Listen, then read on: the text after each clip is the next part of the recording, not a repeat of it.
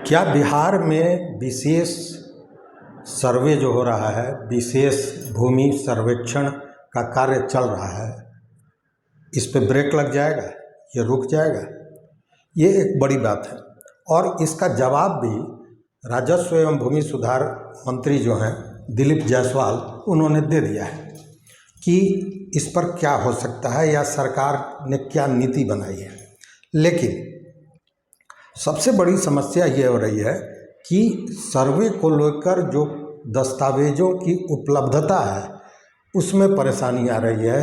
लोग उन दस्तावेजों को संग्रहित नहीं कर पा रहे हैं, नहीं निकाल पा रहे हैं और उसका सबसे बड़ा कारण यह है कि इन दस्तावेजों को अगर देखा जाए तो सरकार के पास भी पूरी तरह उपलब्ध नहीं है और जो उपलब्ध है वो अपडेट नहीं है।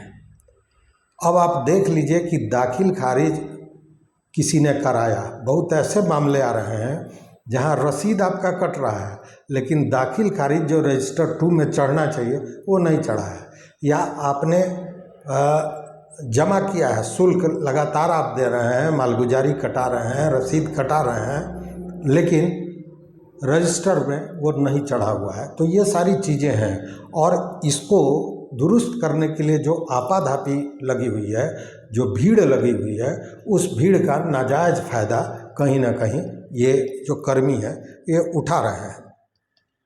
वंशावली हमने बताया कि वंशावली को लेकर लोगों के पसीने छूट रहे हैं। हर घर में लगभग, याद रखिएगा, हर घर में जहाँ पुश्तैनी ज़मीन है वहाँ पे वंशावली को लेकर झगड़ा झंझट शुरू हो गया है। वहीं एक मामला बेटी का है। अब बेटियों का जो नाम देना है इसको लेकर भी तमाम तरह के भ्रम फैल रहे हैं, फैलाए जा रहे हैं, चीज़ों को छुपाया जा रहा है, ये सारी चीज़ें चल रही हैं। लेकिन यहाँ स्पष्ट कर दें कि जो ज़मीन केवाला का है, खरीदारी का है, उसमें वंशावली देने की कहीं से ज़रूरत नहीं है। अब देखिए, चुनाव बिहार ही नहीं भारत में जब भी चुनाव होता है तो चुनावी चश्मे से ही सारी पार्टियां हर कार्य को देखती हैं, चाहे वो किसी भी तरह का काम हो। तो अब यहाँ भी चुनावी जो चश्मा है वो लगाकर नेतागण देख रहे हैं और हर गांव में जो जनप्रतिनिधि है, जो पार्टी से जुड़े हुए लोग हैं, जदयू के लोग हैं, भाजपा के लोग हैं, विधायक हैं, मंत्री हैं, ये सारे लोग जो गांव से फीडबैक आ रहा है, जो चीज़ें निकल के आ रही हैं, जो समस्याएं आ रही हैं, ये सरकार तक पहुंचाने की कोशिश कर रहे हैं और फीडबैक पटना पहुंच भी रहा है। अब इसको लेकर जो ये तमाम बातें चल रही हैं, इसी को लेकर ये बातें आई सामने कि ये जो सर्वे है इस पर ब्रेक लग जाएगा और कम से कम चुनाव तक इस पर ब्रेक रहेगा। लेकिन इसको लेकर जो मंत्री हैं इन्होंने बातें क्लियर कर दी हैं, साफ भी कर दी हैं। दूसरी ओर आप देख रहे होंगे विपक्ष भी हमलावर है, प्रशांत किशोर का लगातार बयान आ रहा है इन सारी चीज़ों पर। अब ऐसा है कि एनडीए की सरकार है और एनडीए के सरकार का एक घड़ा, मतलब एक गुट जो है, गुट नहीं कहेंगे, एक हिस्सा नेताओं का ऐसा है जिनका मानना है कि जो सर्वे में ये समस्याएं उत्पन्न हो रही हैं उससे जो नाराज़गी पैदा हो रहा है वो नाराज़गी 2025 के चुनाव में भारी पड़ सकता है। मतलब एनडीए के लिए वो खतरनाक साबित हो सकता है और इसी को लेकर ये चर्चा भी कर रहे हैं कि कहीं इसका बुरा असर नहीं पड़ जाए, इसलिए इस पर अभी थोड़ा रोक लगाई जाए, ब्रेक लगाया जाए। हालांकि आधिकारिक रूप से कोई भी नहीं बोल रहा है, लेकिन जो राजनीतिक गलियारों में चर्चा है वो स्पष्ट है कि लोगों को भय है कि इसका कहीं खराब असर न पड़ जाए।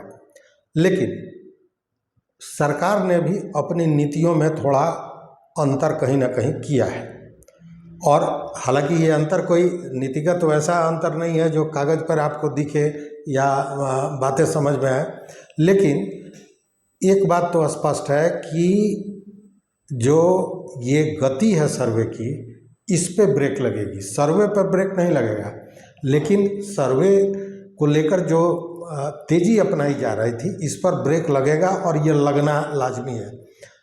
कोई आधिकारिक पुष्टि नहीं है, फिर भी मैं इसको दावे के साथ कह सकता हूँ कि उस पर ब्रेक लगेगा, क्योंकि उसके पीछे सबसे बड़ा कारण अब देखिए क्या है। मंत्री महोदय जो हैं दिलीप जायसवाल, उन्होंने वो कल दिल्ली जाने के पहले एयरपोर्ट पर पत्रकारों से बात की और उन्होंने कहा कि जैसे जैसे समस्याएं आएंगी वैसे वैसे उसका निराकरण होगा और सर्वे जारी रहेगा। उनका यह भी कहना है, जब पूछा गया उनसे कि विरोधी कह रहे हैं कि ये ज़मीन छीनने की बात है और तमाम तरह की बात, तो उस पर उन्होंने स्पष्ट कहा कि ये सारे जो लोग हैं जो इसका विरोध कर रहे हैं, या तो भूमाफिया हैं या वैसे लोग हैं जिन्होंने दूसरे के ज़मीन पर या सरकारी ज़मीन पर कब्जा कर रखा है और वो अपने बचाव में इस पूरे जो सर्वे का कार्य है इसका विरोध कर रहे हैं, इसलिए उनके विरोध का कोई असर होना नहीं है। सरकार ने बड़े सोच समझकर बहुत लंबी चर्चा के बाद, समझदारी के बाद योजनाबद्ध तरीके से सर्वे का काम शुरू किया है और ये एक बहुत साहसिक कदम है, क्योंकि 100 वर्षों से सर्वे नहीं हुआ है। वैसी स्थिति में सर्वे होगा और इस पर किसी तरह का ब्रेक नहीं लगेगा।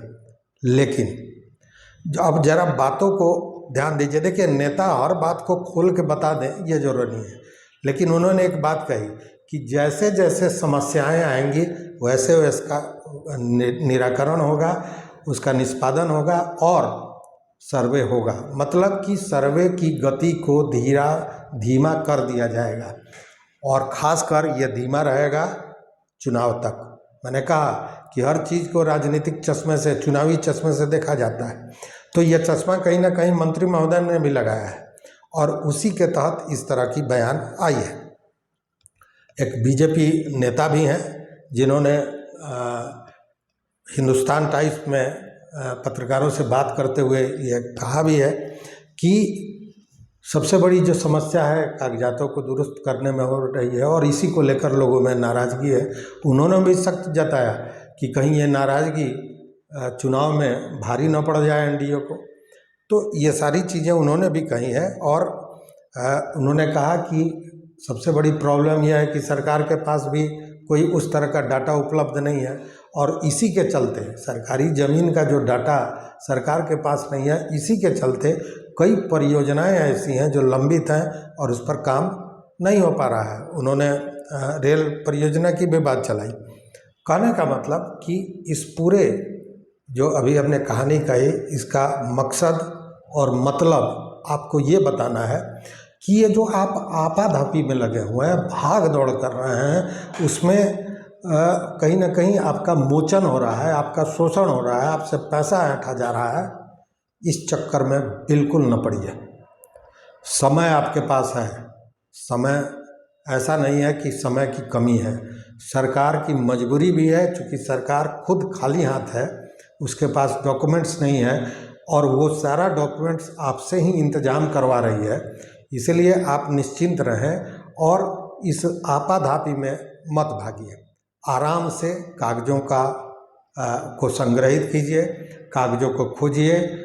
ऑनलाइन सब सारे कागज़ जो सरकार के पास उपलब्ध हैं आपको मिल सकते हैं। उसके लिए भाग दौड़ करके और प्रखंड में जो शिवालय की तरह लाइन लग रहा है और कर्मी मनमाना ढंग से उस पर वसूली कर रहे हैं, इन सारे चीज़ों से बचिए। समय आपको मिलेगा, उससे कोई नहीं रोक सकता है।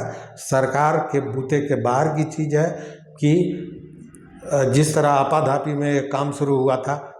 अच्छा, आप ही बताइए एक बात, जब ये काम शुरू हुआ तो कितनी लग रहा था जैसे एकदम 5 दिनों के अंदर में, 1 सप्ताह के अंदर में, 1 माह के अंदर में सारे काम को कर दिया जाएगा। लेकिन स्थिति ये है कि अब भी जो 45,000 राजस्व ग्राम हैं उसमें कई ऐसे ग्राम हैं, सैकड़ों में, जहां अभी तक ग्राम सभा भी नहीं हुई है। मतलब सर्वे टीम को जो पहले ग्राम सभा करना है वो अभी नहीं हुआ है। इसलिए बेचैन होने की ज़रूरत नहीं है। आराम से अपने कागज़ों को संग्रहित कीजिए, उसे खोजिए और उसके लिए कहीं से आप बेचैनी में अपनी गाढ़ी कमाई को भ्रष्टाचारियों के पॉकेट का शोभा मत बनने दीजिए और अपने काम में लगे रहिए। ज़मीन आपकी है तो आपकी रहेगी, इसमें कहीं विवाद नहीं है। विवाद इतना ही है कि कागज़ कैसे उपलब्ध होगा, तो उसके लिए आप कागज़ की खोज में लगिए, लेकिन उस आपाधापी के साथ नहीं, क्योंकि समय आपके पास है। इतना जल्दी ये सर्वेक्षण पूरा होने नहीं जा रहा है। हम भी ये वीडियो बना रहे हैं बाहर से, अभी मैं बाहर में हूँ, लेकिन मुझे लगा कि ज़रूरी है ये आपको बताना, क्योंकि जो हमारे मित्र हैं, जो हमारे ग्रामीण हैं, सारे लोग बता रहे हैं कि किस तरह हमारे कई सम्मानित दर्शक हैं, उन्होंने भी बताया कि किस तरह मुद्रा मोचन हो रहा है। इसलिए मेरा ये मैं आश्वस्त करना चाहता हूँ कि इसमें आपाधापी में अपनी गाढ़ी कमाई को खोइए मत, कागज़ का इंतजाम करिए और उसके लिए सूझबूझ से काम करिए। तो देखते रहिए मत अभिमत मित्रों। चैनल पर नए हो तो निश्चित रूप से सब्सक्राइब कीजिए, लाइक कीजिए, दोस्तों के साथ शेयर कीजिए और अपना विचार जरूर दीजिए। बहुत बहुत धन्यवाद, बहुत बहुत धन्यवाद।